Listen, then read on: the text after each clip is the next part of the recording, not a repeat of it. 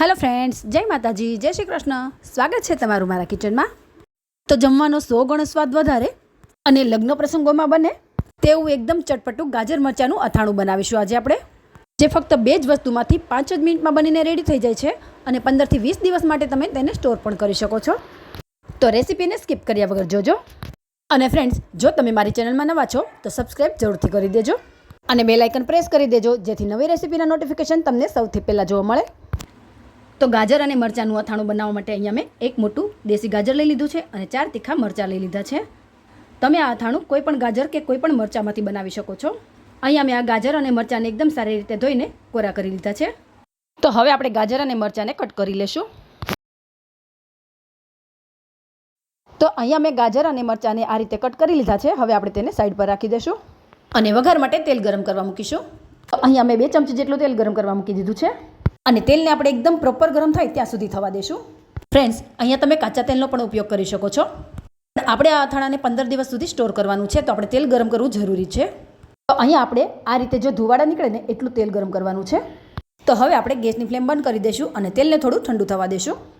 તો અહીંયા આપણે એક વાસણ લઈ લઈશું અને તેમાં 3 ચમચી જેટલા રાઈના કુરિયા એડ કરીશું.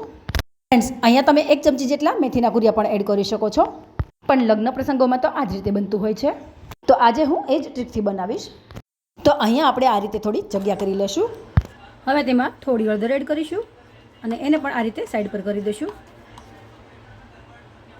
અને હાફ ટીસ્પૂન જેટલી તેમાં હિંગ એડ કરીશું.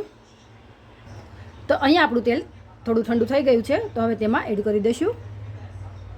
અહીંયા આપણે આ ગરમ તેલને હિંગની ઉપર એડ કરીશું, જેથી હિંગની એકદમ સરસ એવી ફ્લેવર અથાણામાં આવી જાય. હવે એકદમ સારી રીતે મિક્સ કરી લઈશું. ફ્રેન્ડ્સ, આ અથાણાને તમે આખું વર્ષ ઇન્સ્ટન્ટલી બનાવીને ગમે ત્યારે ખાઈ શકો છો, કારણ કે ગાજર અને મરચાં આખું વર્ષ ઇઝીલી મળી રહી છે અને એકદમ ઓછા સમયમાં બનીને રેડી પણ થઈ જાય છે. તો હવે તેને 5 મિનિટ માટે ઢાંકીને રહેવા દેશું. તો હવે તેમાં સ્વાદ પ્રમાણે મીઠું એડ કરીશું અને થોડો લીંબુનો રસ એડ કરી દઈશું.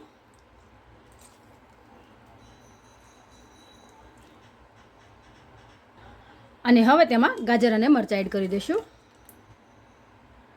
અને એકદમ સારી રીતે બધું મિક્સ કરી લઈશું. ફ્રેન્ડ્સ, આમ તો આ અથાણાને તમે આજથી જ ખાઈ શકો છો, પણ બોળો થોડો કડવો હોય તો તમે એક દિવસ રાખીને ખાશો તો વધારે ટેસ્ટી લાગશે. તો તમે જોઈ શકો છો ફ્રેન્ડ્સ કે મરચાં અને ગાજર ઉપર બોળાનું એકદમ સરસ એવું કોટિંગ થઈ ગયું છે. તો ઇન્સ્ટન્ટ ખાઈ શકાય તેવું આપણું આ ગાજર અને મરચાંનું અથાણું બનીને રેડી થઈ ગયું છે. તો આ અથાણાને તમે કાચની બોટલમાં ભરીને 15 દિવસ સુધી તમે ફ્રીજમાં સ્ટોર કરી શકો છો. તો જમવાનો 100 ગણો સ્વાદ વધારે અને ફક્ત 5 જ મિનિટમાં બનીને રેડી થઈ જાય તેવું આપણું આ ગાજર અને મરચાંનું અથાણું બનીને રેડી થઈ ગયું છે. તો મારી આ ટ્રીક ફોલો કરી તમે પણ એકવાર જરૂરથી ટ્રાય કરજો અને તમને આ રેસીપી કેવી લાગી તે મને કમેન્ટમાં જરૂરથી જણાવજો. અને જો તમને મારી રેસીપીઓ ગમતી હોય તો વિડીયોને લાઇક કરી વધુમાં વધુ ફ્રેન્ડ્સ અને ફેમિલીમાં શેર કરજો. અને હું તમારા માટે આવી જ અવનવી રેસીપીઓ લઈને આવતી રહું એના માટે સપોર્ટ પણ જરૂરથી કરતા રહેજો. અને તમે મારી રેસીપી કયા શહેર કે ગામથી જોઈ રહ્યા છો તે મને જરૂરથી જણાવજો. તો બાય ફ્રેન્ડ્સ, જય માતાજી, જય શ્રી કૃષ્ણ. ફરી મળીશું નવી રેસીપી સાથે. Thanks for watching.